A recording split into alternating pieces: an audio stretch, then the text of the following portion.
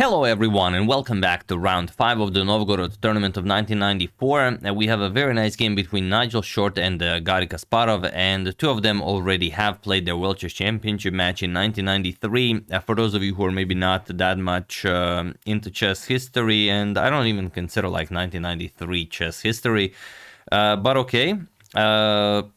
It is for the World Chess Championship match that Kasparov broke away from FIDE and formed the Professional Chess Association alongside Nigel Short here.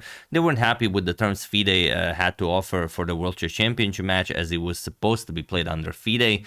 Nigel won the candidates tournament and he was to challenge Kasparov, but there were many things they were unhappy with. I believe probably biggest one being FIDE taking 20% of their paycheck for the World Chess Championship match, but of course other things as well. They decided to play it under the PCA, and Kasparov said his famous quote, "It will be short and it will be short," saying that Short will win the candidates tournament, but our match will be short, saying Kasparov will crush him, and Kasparov did crush him. The final score was 12.5 to 7.5, with Short winning only one game. I believe it was game 16 of the match. Others were drawn, and most of them were won by Kasparov.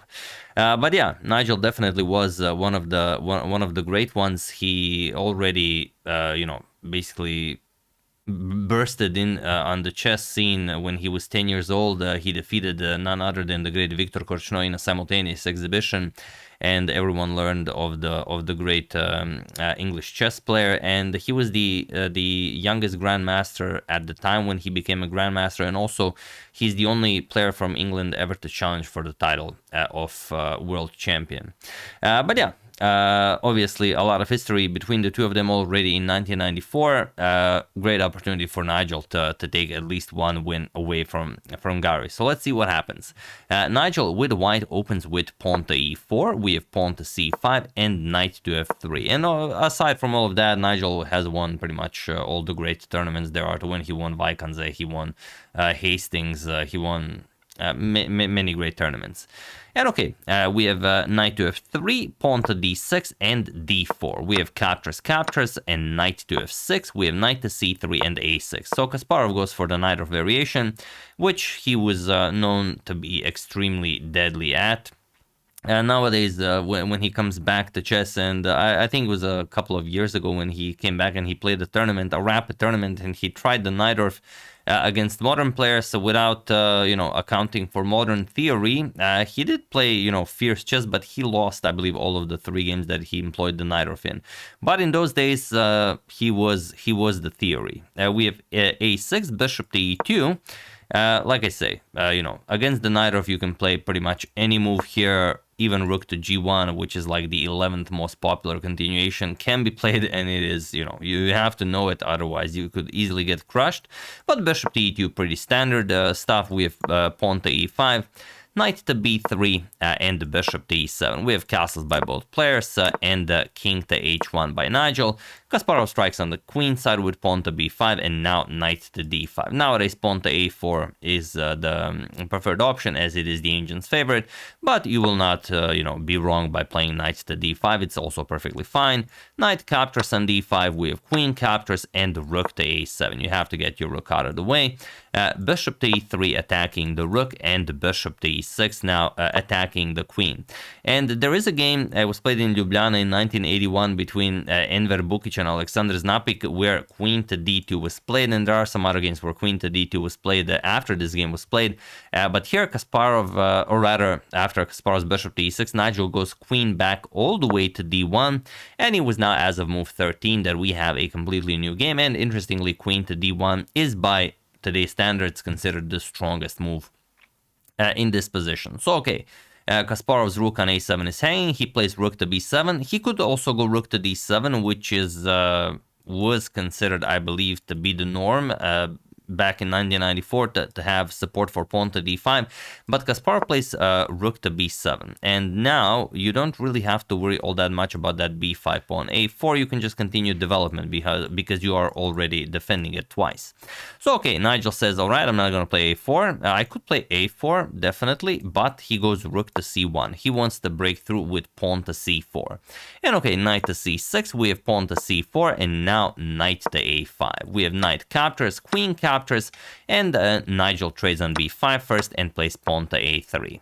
He has a very nice support against Kasparov's pawn to b4 push, and if he ever does so, he doesn't even have to trade. He can even create a pass pawn with pawn to a4.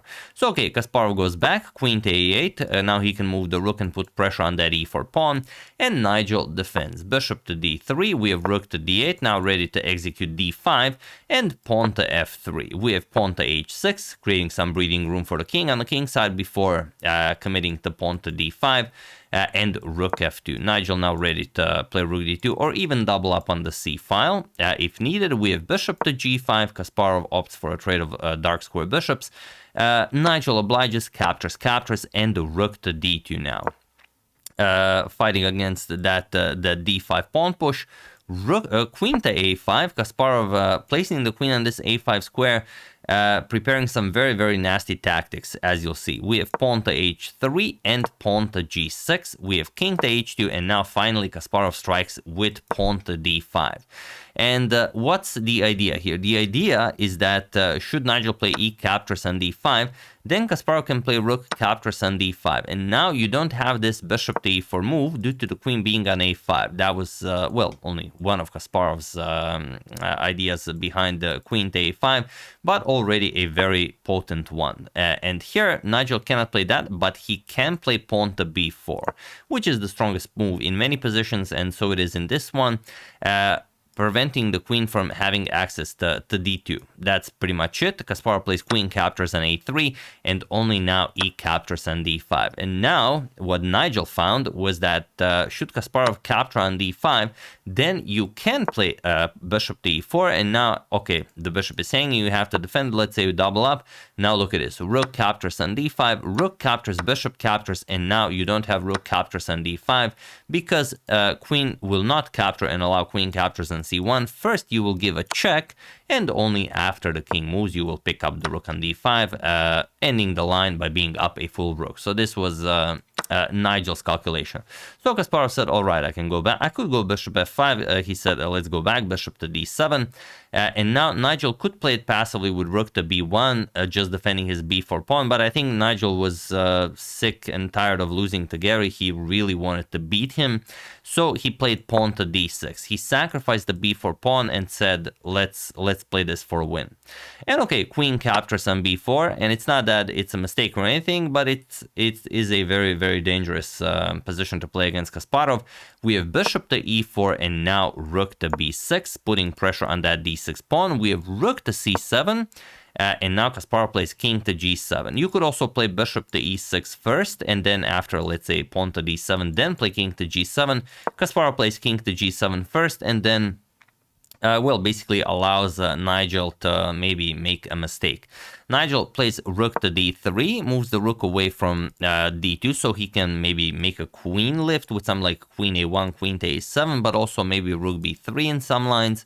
So it is, you know, a very dangerous position. And unfortunately, as in other games of the past, I do not have the clock times, but I imagine it was pretty intense. Bishop to e6 by Kasparov, and now pawn to d7. Now you always have to worry about this rook to c8 move, as, well, there are some pretty crazy lines here. One move that definitely comes to mind is pawn to g4. And interestingly, pawn to g4 and queen to e7 are the two top engine moves. Queen to e7, simply defending against rook to c8, because then you have enough pressure on that d7 pawn, and pawn to g4, because it is strong unless you really unplay it. And I'm just going to show you why g4 is interesting. Of course, you cannot capture with the f pawn, then the bishop hangs, but if you capture with the h pawn, then the idea is you have to bring the queen back to e7, and then you have all sorts of threats. But if you go rook to h8, which looks like something you want to play, then after king to g3, it is white who is winning this, because because how do you stop queening? If you play rook to d8, then rook c8, and then after captures, yes, you can capture with the bishop, but now look at this, rook to d8, and you're just lost here. Your bishop is hanging. Once you move the bishop, all of a sudden queen h1, how are you stopping checkmate? You are not. You're getting checkmated here.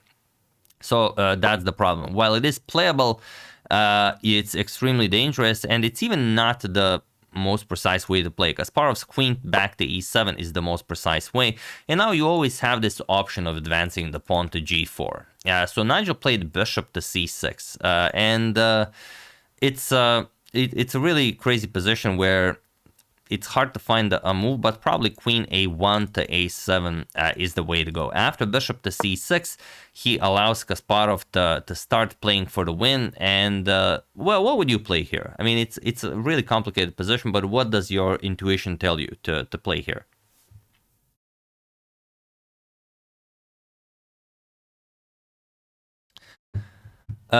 The move that solves pretty much any position also applies here, and that is pawn to b4. Bishop to c6 was a loss of a tempo for Nigel. It doesn't really do anything, and queen a1 to a7 was the way to go, which Nigel now opts for. Also puts pressure on that e5 pawn, and Kasparov simply defends it.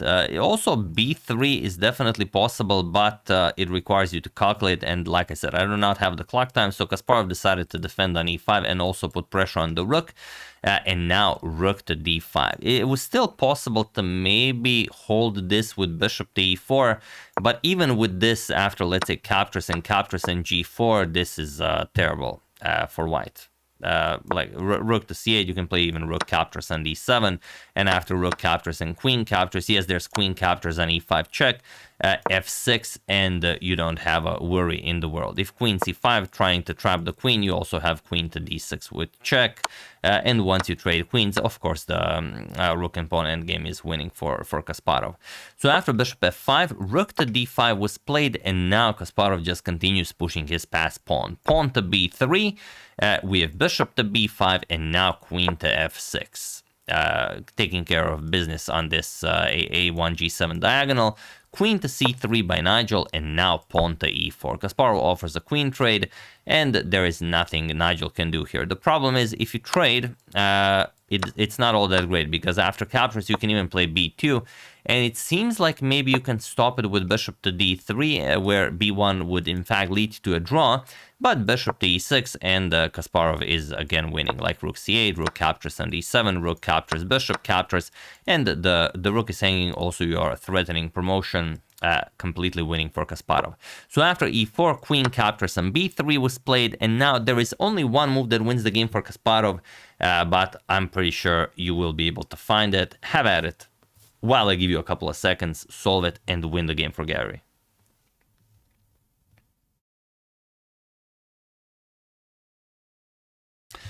The only move that wins the game is bishop to e6. That is the move. Bishop captures on h3 is a valiant attempt, but it is bishop to e6 that gets the job done, because everything is pinned here.